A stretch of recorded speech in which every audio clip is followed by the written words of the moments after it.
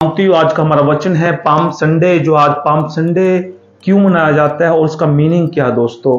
क्यों लोग परमेश्वर के सामने, यीशु मसीह के सामने जो है कि खजूर की डालियां लेकर उसके सामने रख दी, और क्यों उन्होंने बोला कि होसना उसके नाम की, होसना प्रभु के नाम की सना। तो दोस्तों मेरे साथ निकालेंगे मत्ती उसका 21 अध्याय, उसकी पहली आयत से पढ़ेंगे कि यीशु मसीह ने अपने चेलों को कैसे आज्ञा दी और क्या लाने के लिए आज्ञा दी। चलिए मेरे साथ निकालेंगे। तो आज का वचन है जो है कि पाम संडे। जब वे यरूशलेम के निकट पहुंचे और जैतून पहाड़ पर बेतफगे के पास आए, तो यीशु ने 2 चेलों को यह कहकर भेजा, सामने के गांव में जाओ। वहां पहुंचते ही एक गदही बंधी हुई और उसके साथ बच्चा तुम्हें मिलेगा। उन्हें खोलकर मेरे पास ले आओ। यदि तुम में से कोई कुछ कहे तो कहना कि प्रभु को इनका प्रयोजन है, तब वह तुरंत उन्हें भेज देगा। इसलिए हुआ कि जो वचन भविष्यवक्ता के द्वारा कहा गया था वह पूरा हो। हालेलुया। तो दोस्तों यहाँ परमेश्वर का वचन कहता है कि जो वचन था परमेश्वर का वो इसीलिए पूरा हो, इसीलिए ये सब परमेश्वर ने उसको कहा था।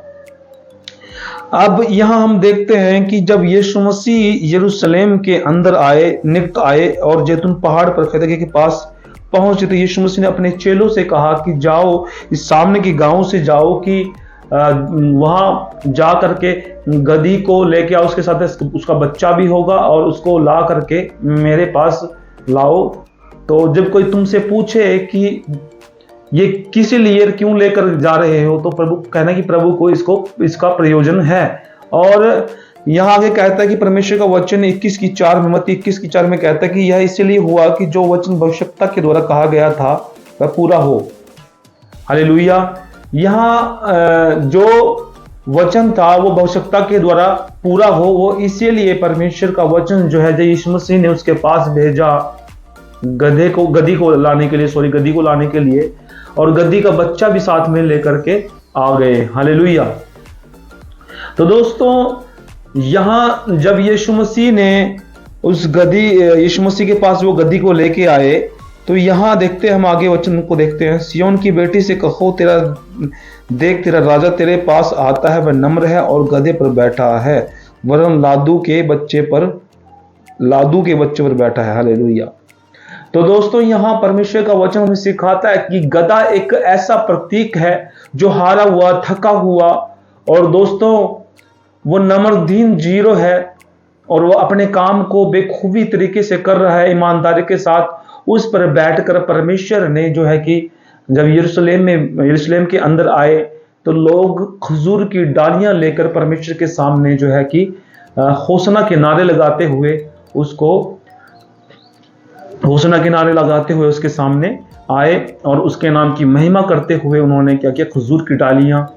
जब यीशु मसीह गधे पर बैठे थे और वो चलते हुए आ रहे थे, उसके सामने खजूर की डालियां रखी और बहुतों ने ऐसे करके होसना के नारे लगाए। तो दोस्तों यहाँ परमेश्वर ने हमें सिखाया कि गधा जो है एक शांति का प्रतीक है, और नम्रदीन जीरो है, थका हुआ हारा है तो वो परमेश्वर ने उसके ऊपर बैठ के दर्शाया कि हमें एक नम्रदीन जीरो व्यक्ति बनना है। हालेलुया।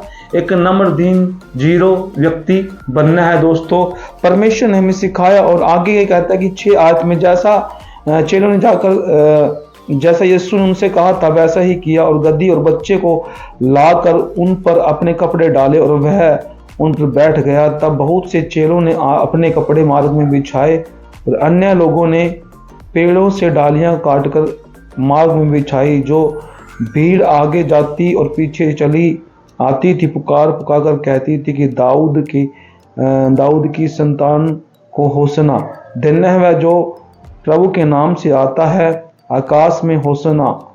तो दोस्तों यहाँ जो है दाऊद की संतान की होसना, यीशु मसीह को जो है कि होसना कह रहे थे। और परमेश्वर ने दर्शाया कि जब तक हम अपने आप को नम्रदीन जीरो नहीं करेंगे, तब तक परमेश्वर जो है हमें आशीष नहीं देगा दोस्तों। और यहाँ परमेश्वर ने पाम संडे वाले दिन यहाँ दर्शाया कि उसके नाम की होसना, क्या उसके नाम की होसना।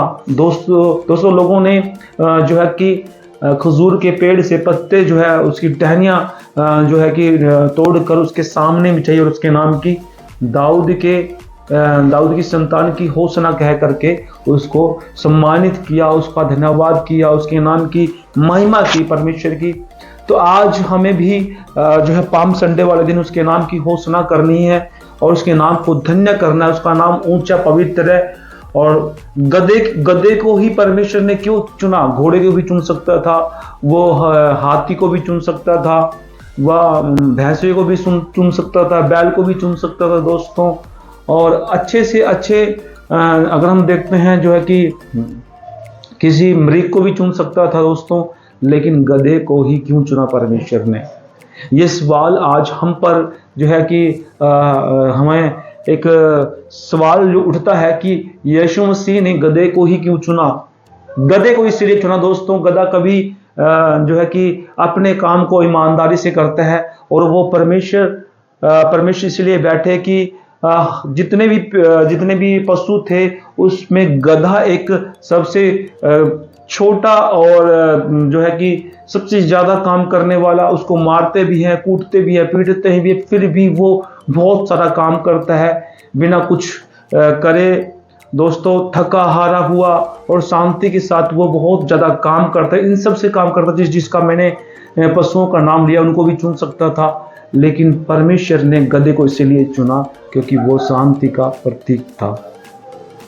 और इंसान थका हुआ, हारा हुआ, हर चीज करता हुआ, अपने काम को सीधे करता हुआ चलता रहे।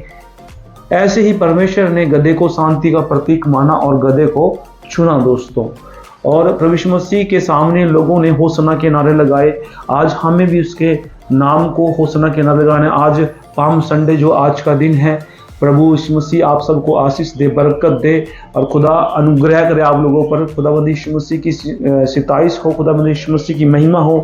तो दोस्तों आगे हम पढ़ते हैं, एक आयत रह गई है, 10 आयत रह गए मत्ती 21 की और 10 आयत। जब उसने यरूशलेम में प्रवेश किया तो सारे नगर में हलचल मच गई और लोग कहने लगे, यह कौन है? लोगों ने कहा कि यह गलील के नासरत का भविष्यवक्ता यीशु है। तो बहुत सारे शास्त्रीय फरीसियों ने ये भी कहा होगा कि देखो जमानों के इसके पीछे हो लिया, तुम क्या करते हो, हमने क्या किया? तो दोस्तों यहाँ परमेश्वर के सामने हर एक व्यक्ति जो है झुकेगा और जब अंत का दिन आएगा तब भी हर घुटना परमेश्वर के सामने टिकेगा। इसीलिए उसके नाम की होसना और आज के दिन भी होसना होती रहे। गधे को फिर से मैं कहता हूँ, गधे को इसलिए चुना क्योंकि वो शांति का प्रतीक है दोस्तों। उसको मारते भी है, कूटते भी है, लेकिन फिर भी सारा दिन सबसे ज्यादा काम करता है। उसके ऊपर लोग आज के समय जो है कि आज के समय तो नहीं कह सकता, कुछ समय पहले लोग गधे पर कई देशों के अंदर जो है कि जहाँ बंजर भूमि है वहाँ उनके ऊपर काम करते हैं, ईंटें ढोते हैं, सामान ढोते हैं और उसके ऊपर चलते हैं। वो चलता ही रहता है दोस्तों। तो दोस्तों सबसे ज़्यादा काम करता और वो शांति का प्रतीक है। यीशु मसीह ने इसलिए चुना कि लोगों हो सकता है लोगों के मन में सवाल भी हो कि गधे को क्यों चुना? गधा तो अजीब जानवर है। और नहीं दोस्तों, अजीब जानवर नहीं है, क्योंकि वो परमेश्वर ने उसको इसीलिए चुना क्योंकि बहुत कम लोग गधे का इस्तेमाल करते हैं, बोझा ढोने के लिए इस्तेमाल करते हैं। उस दिन गधे को भी महिमा मिल गई जब यीशु मसीह उस पर बैठा। और जिस दिन आप यीशु मसीह के पीछे चलेंगे आपको भी प्रभु आशीष देगा, आपको भी लोग बड़ाई करने लगेंगे दोस्तों। तो आप जैसे गधे को परमेश्वर ने बैठकर उसकी प्रशंसा की, उसकी बड़ाई हो गई। खुदा जब उस पर बैठा तो प्रभु जिसके घर के अंदर आएगा उसकी बड़ाई होने लगेगी, जिसके अंदर परमेश्वर आएगा उसकी बड़ाई होने लगेगी दोस्तों। और वो नंबर दिन 0 बनेगा परमेश्वर के सामने, तो परमेश्वर उसको ऊंचा उठाएगा। जैसे गधे पर बैठकर परमेश्वर की महिमा हुई और गधे की भी ऐसे महिमा होने लगी दोस्तों। ऐसे गधे को भी लोगों ने जो है कि उसकी एक कीमत बढ़ गई, एक उसकी जो है कि ओहदा बढ़ गया दोस्तों, कि परमेश्वर उस पर बैठ गया और परमेश्वर ने उसको जो है कि एक जो है बैठ करके उसकी प्रशंसा बढ़ा दी दोस्तों। ऐसे ही शांति का प्रतीक है, इसीलिए परमेश्वर ने जो है उसको चुना दोस्तों। तो आज प्रभु यीशु मसीह के नाम की महिमा हो, होसना के नारे लगाओ, उसके नाम को धन्य कहो, क्योंकि वो परमेश्वर धन्य कहने के योग्य है। उसकी महिमा युगानुग होती रहे। तो सभी को आशीष मिले इस वचन से, और प्रभु आप सबको आशीष दे इस वचन के द्वारा। अगर वचन अच्छा लगा तो दोस्तों तो सभी आप कमेंट करें और इस वचन को शेयर करें और हमारे चैनल को सब्सक्राइब करें। खुदा